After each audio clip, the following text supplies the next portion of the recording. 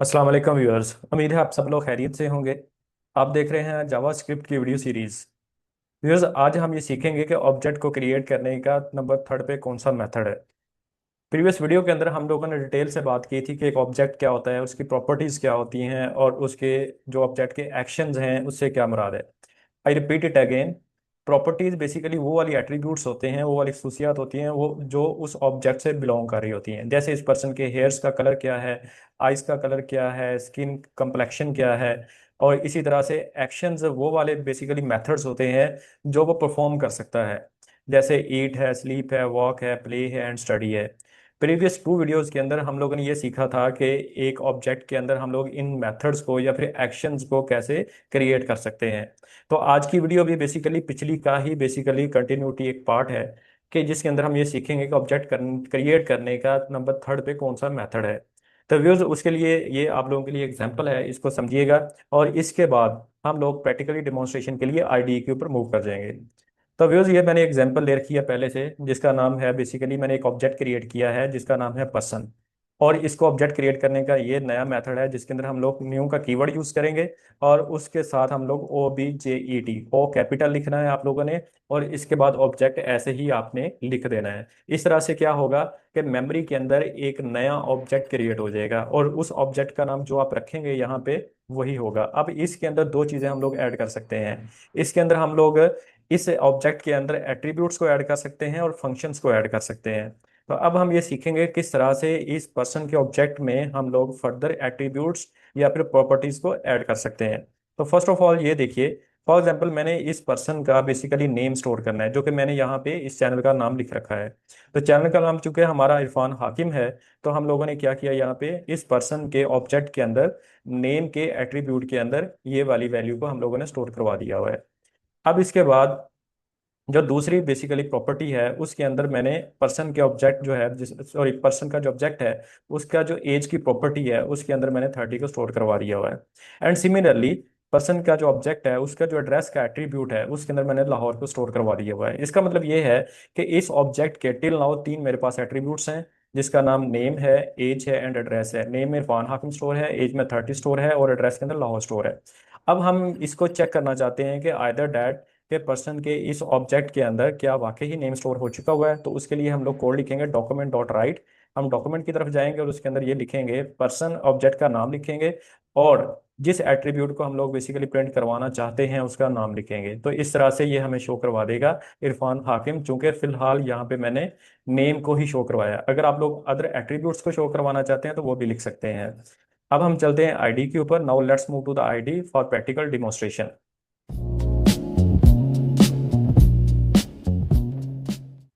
Viewers, हम आ चुके हुए हैं आईडी के अंदर। यहाँ पे हम लोग ये अप्लाई करना सीखेंगे कि किस तरह से हम लोग जावास्क्रिप्ट के ऑब्जेक्ट के अंदर एट्रीब्यूट्स को एक नए मेथड से लिख सकते हैं और उसके अंदर वैल्यूज को स्टोर करवा सकते हैं। तो फर्स्ट ऑफ ऑल यहाँ पे हम लोग एक वेरिएबल ले लेते हैं, बल्कि वेरिएबल नहीं ऑब्जेक्ट क्रिएट करते हैं और उस सब्जेक्ट का नाम मैं रख रहा हूँ यहाँ पे पर्सन। और जैसा कि हम लोगों ने स्लाइड्स के अंदर देखा था कि क्रिएट करने का मेथड ये है कि हम लोग यहाँ पे ओ कैपिटल लिखेंगे और उसके बाद पैरेंथेसिस से इसको एंड करेंगे और एंड पे सेमीकोलन लगा देंगे। तो यहाँ तक व्यूज पर्सन का एक ऑब्जेक्ट क्रिएट हो चुका हुआ है। अब इस पर्सन के ऑब्जेक्ट के अंदर हम लोग इसके एट्रीब्यूट्स की वैल्यूज को सेट करेंगे। तो पर्सन के एट्रीब्यूट्स की वैल्यू को सेट करने के लिए first of all I will right here the name of object. Object का नाम पर्सन है और इसके अंदर मैं कुछ एट्रीब्यूट सेट कर रहा हूँ, जैसा कि नेम है उस पर्सन का। For example I will right here the name of my channel Irfan हाकिम। ठीक है, आइए इसको कैपिटल कर देते हैं। ये पहली प्रॉपर्टी सेट हो चुकी हुई है। इसके बाद अगर मैं दूसरी प्रॉपर्टी सेट करूंगा, फॉर एग्जाम्पल मैं ये लिखता हूँ कि पर्सन की जो एज है, सपोज एज 30। इसके अलावा कोई और अगर मैं एट्रीब्यूट सेट करना चाहता हूँ, suppose address, I will write here address. तो एड्रेस के अंदर हम लोग कोई ना कोई एड्रेस दे देते हैं यहाँ पे। For example I will write here Lahore. और इसके बाद मैंने इसको सेमीकोलन के साथ एंड कर दिया। अब हुआ क्या बेसिकली कि पर्सन का हम लोगों ने एक ऑब्जेक्ट क्रिएट किया जिसकी ये लाइन है और उसके अंदर जो एट्रीब्यूट्स मैंने सेट किए, तो बेसिकली आप लोग देख सकते हैं पर्सन का नेम, पर्सन की एज, पर्सन का एड्रेस और ये वाली मैंने उसकी वैल्यू सेट कर दी हुई है। अब इन वैल्यूज को मैं शो करवाना चाहता हूं, तो शो करवाने के लिए मैं यहाँ पे लिखूंगा डॉक्यूमेंट डॉक्यूमेंट डॉट राइट। और इसके अंदर मुझे जिस वैल्यू को शो करवाना है, जिस एट्रीब्यूट को शो करवाना है, तो मुझे बेसिकली सबसे पहले ऑब्जेक्ट का नाम लिखना होगा। पर्सन है ऑब्जेक्ट का नाम और इसके बाद मुझे अगर नेम शो करवाना है तो I will write here the attribute name, जैसा कि मैंने यहाँ पे लिखा हुआ है नेम, हम नेम लिखेंगे तो वो डेफिनेटली नेम को ही प्रिंट करवा देगा। अब इसी चीज़ को हम लोग चेक करते हैं ब्राउजर के ऊपर। व्यूअर्स पेज को रिफ्रेश किया और आप लोग यहाँ पे देख सकते हैं कि स्क्रीन के ऊपर इरफान हाकिम आ चुका हुआ है। उसकी रीज़न ये है कि आप लोग देख सकते हैं यहाँ पे कि मैंने पर्सन का जो ऑब्जेक्ट था, उसका जो एट्रीब्यूट नेम था, उसके अंदर मैंने इरफान हाकिम लिखा हुआ था, और जब मैंने इसको प्रिंट करवाया तो यहाँ पे देखिए पर्सन डॉट नेम, तो उसने मुझे प्रिंट करवा के यहाँ पे दिखा दिया है। इसी तरह से जो भी एट्रीब्यूट की वैल्यू आप देखना चाहते हैं तो सिंपली हम लोगों ने क्या करना होता है, पर्सन डॉट नेम लिख लीजिए यहाँ पे, तो वो बेसिकली क्या करेगा, उसी को ही स्क्रीन के ऊपर प्रिंट करवा देगा अगर हम उसको डॉक्यूमेंट डॉट राइट के अंदर यूज कर रहे हैं तो। इसी तरह से हम लोग इस पर्सन के ऑब्जेक्ट के अंदर एरेज को भी स्टोर करवा सकते हैं। मिसाल के तौर पर मैं यहाँ पे कहता हूँ कि स्टूडेंट के जो बेसिकली सॉरी ये पर्सन जो है, इसके हम लोग डिफरेंट कोई भी एट्रीब्यूट्स लिख लेते हैं, या फिर सीक्वेंस या फिर नंबर्स, तो सब्जेक्ट्स लिख लेते हैं। ठीक है, हम लोग यहाँ पे फॉर एग्जांपल उसके जो सब्जेक्ट्स हैं, और यहाँ पे ये चीज़ विजिबल नहीं है, शॉर्टकट लिख रहा है, इसको हम लोग यूँ लिख लेते हैं पर्सन सब्जेक्ट्स। ठीक है, वो सब्जेक्ट्स को एक एरे की शक्ल में भी हम लोग स्टोर करवा सकते हैं। तो स्टोर करने के लिए फॉर एग्जांपल मैं यहाँ पे लिखता हूँ सब्जेक्ट का नाम इंग्लिश, और यहाँ पे सपोज सब्जेक्ट का नाम लिखता हूँ मैथ, और इसके अलावा कुछ और लिख देता हूँ for example I will write here biology.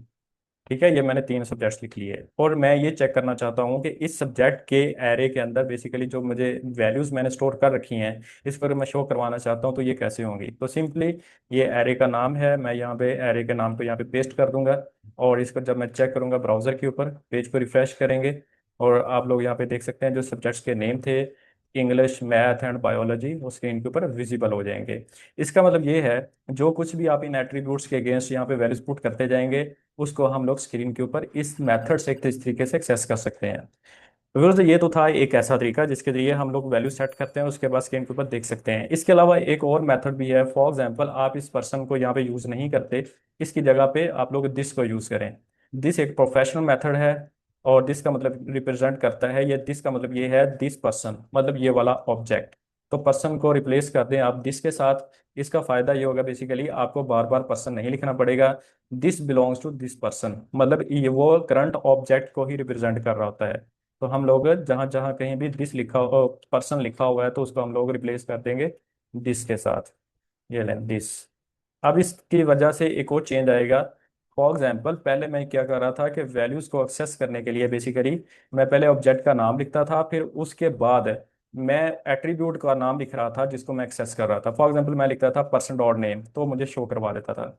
But अगर हम लोग दिस के साथ काम करेंगे तो दिस का बेनिफिट हमें ये होगा कि अब हमें डॉक्यूमेंट के अंदर हर किसी के साथ ऑब्जेक्ट का नाम नहीं लिखना पड़ेगा। फॉर एग्जाम्पल मैं यहाँ पे अगर लिख देता हूँ कि ओनली नेम, तो जस्ट मैं नेम लिखूंगा तो वो ऑटोमेटिकली उसको वो एक्सेस कर लेगा, और हमें वो स्क्रीन के ऊपर शो करवा देगा।